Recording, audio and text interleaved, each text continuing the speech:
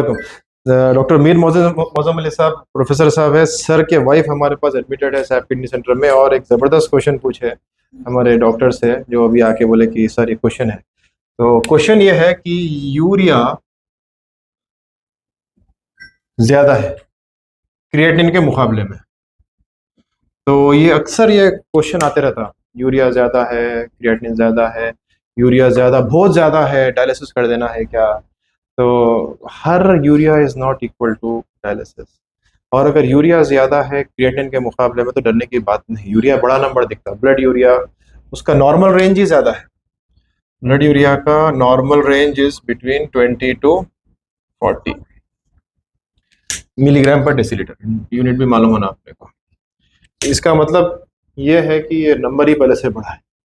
और 19th century से पहले फर्स्ट पॉइजन जो ब्लड में डिटेक्ट हुआ था उसका नाम यूरिया था, एंड इवेंचुअली मालूम पड़ा कि यूरिया जमा होता है किडनीज वीक हो जाने की वजह से, एंड देन इसीलिए वो नाम रखा गया यूरीमिया, यूरिया भर गया बॉडी में या यूरिन भर गया बॉडी में।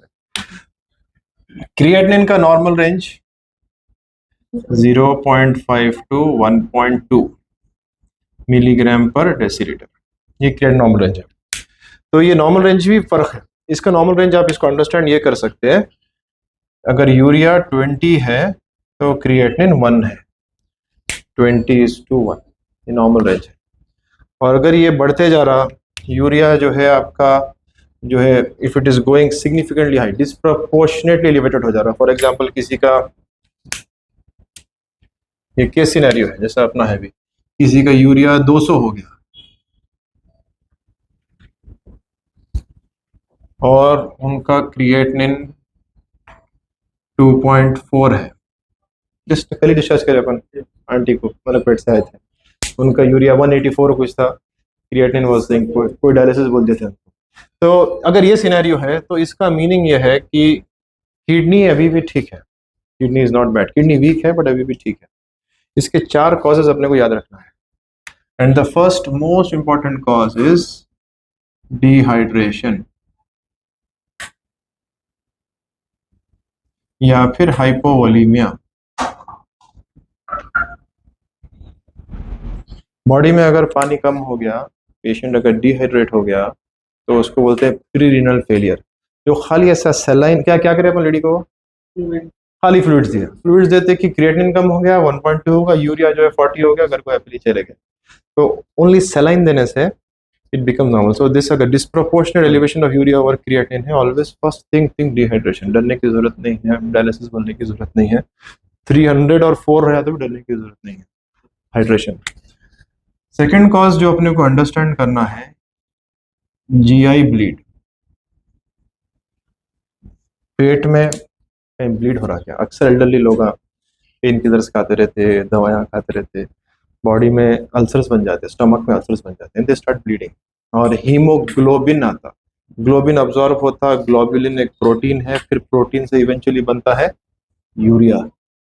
तो urea is more because of that haemoglobin का ग्लोबुलिन का पार्ट, सेकंड कॉज। तो अपन वैसे क्या कोई भेजे थे स्टूल फॉर ऑक्लूमेंट भेजे थे, नेगेटिव आया वो।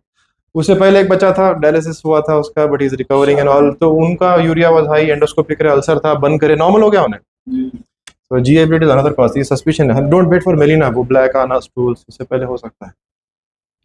थर्ड कॉज जो आपको अंडरस्टैंड करना है ये है कि अगर पेशेंट इज ऑन स्टीरॉइड्स,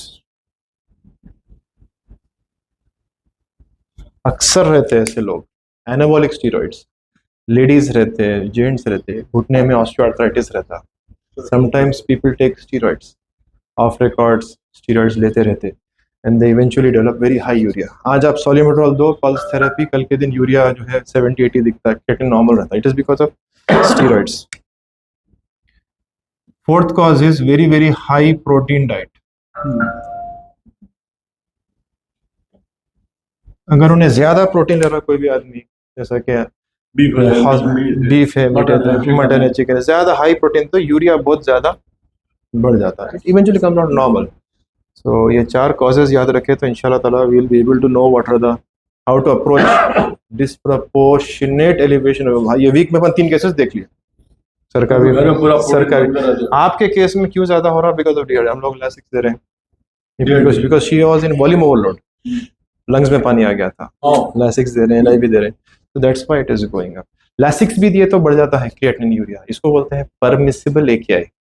अपन ने किडनी से ज्यादा काम लिए तो उन्हें स्ट्रेस लेवल्स इंक्रीज कर दिया. अपना स्ट्रेस लेवल्स इंक्रीज कैसा कर सकती है किडनी? By increasing creatinine. छोटा ऑर्गन है 150 ग्राम्स का, या तो यूरिन में ब्लड छोड़ सकती है उन्हें, या तो प्रोटीन लीक कर सकती है उन्हें, या तो यूरिया क्रिएटिनिन बढ़ा सकती है, या तो बीपी बढ़ा सकती है. इतना ही रिस्पॉन्स रहता है किडनी का, बहुत लिमिटेड है. It is not like chess board में क्वीन रहती है, हर काम कर सकती है, ये वो नहीं है. ये खाली याद है क्या रहता है, या तो यहाँ जा सकती है या तो यहाँ जा सकती है. तो आई होप जी हाँ सर, कुछ क्वेश्चन है क्या सर?